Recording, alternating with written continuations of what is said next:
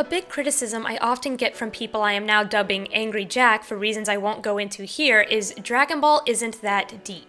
I get told I'm not allowed to analyze characterization as if the characters were real people because Dragon Ball is a simple story and Toriyama wasn't thinking of that.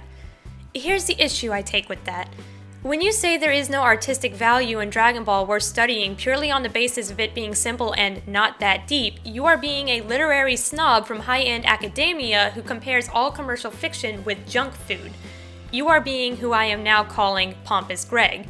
Pompous Greg is someone whose only form of fiction that they take in are Richard Connell's amazingly written A Dangerous Game and the like. Pompous Greg feels the need to look down on stories that have a more innocent intent to them. A person who is both Pompous Greg and Angry Jack would be that friend we all have who only watches anime that have pretentious artsy symbolism lazily thrown about it and confidently states you only don't like it because you are not smart enough to get it, all without having the real knowledge and credentials to actually form a coherent thought from a mess of a try-hard art.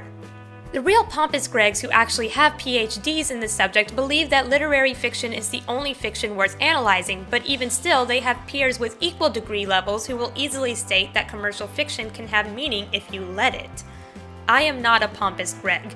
I recognize the differences between literary and commercial fiction and adjust my method of analysis and critique accordingly, but I still analyze commercial fiction as being commercial fiction. One Piece has some great dynamic characters with incredibly written backstories, but if I were a Pompous Greg, I could easily state it's not that deep because One Piece is commercial fiction. The question of One Piece's main plot thread is how will Luffy find the One Piece? Yes, individual character arcs have their own stories and their own questions, but the thread that ties them all together to form a connected story is how will Luffy find the One Piece? The question is how, and we expect an answer. That is the key difference between commercial and literary fiction. To paraphrase my English teacher for a bit, Pride and Prejudice is a literary fiction because the question is not, how will Elizabeth Bennet get Mr. Darcy? It's, why does Elizabeth want Mr. Darcy, and is it possible to want him if he stands for everything she is against?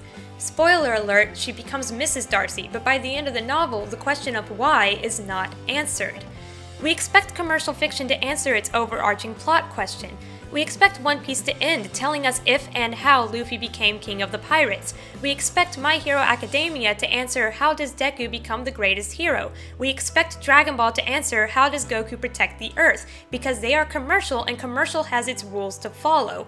If I could be so bold, I would state that Madoka Magica is the anime equivalent of literary fiction. Its plot question revolves around why do we become magical girls? Why are we willing to sacrifice ourselves for our wishes? And not simply how do we defeat the big bad? It's been a while since I've watched Madoka Magica, so stop me if I'm wrong, but I believe those two questions are not answered for us. They are left for the audience to discuss, and that is what the difference between anime like that and Dragon Ball is. That's the difference between what we shorthand as deep and what we don't is. Now I'm sure I have most of you with me as we can all agree that Madoka is on a different level than Dragon Ball, but here's where I'm talking to the Angry Jacks in the room. You don't need to defend One Piece. One Piece doesn't need to be a literary fiction to be considered great and worthy of analysis, and neither does Dragon Ball. As I said before, I analyze and critique Dragon Ball with its place being commercial fiction just fine. It doesn't need an open-ended literary fiction question that makes me curious about the duality of man because that is not what commercial fiction is for. Commercial fiction is a reflection of us. It is a reflection of the minds of people, and the hard work and art that has been formed in the name of commercial fiction is something worth studying.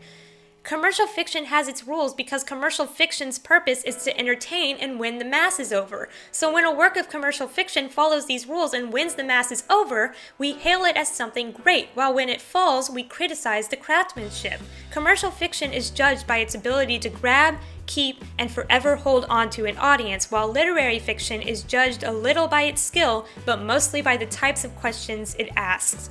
It has no need to bring in a large audience because it doesn't want one, but commercial fiction does. It is by the rules of commercial fiction that I call Dragon Ball a masterpiece and will stand firm in my belief.